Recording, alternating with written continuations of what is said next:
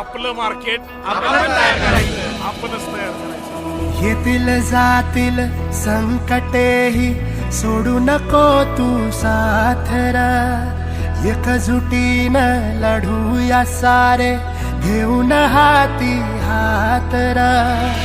नदी पेटली उरी देवत ठेवू मात्र, स्वाभिमानी लढवय्या ही शेतकऱ्याची जात होई. आम्हालाची शपथ घेऊन फुलवसार रागर, काळाईची पुण्याई खेळतीच तू दादर.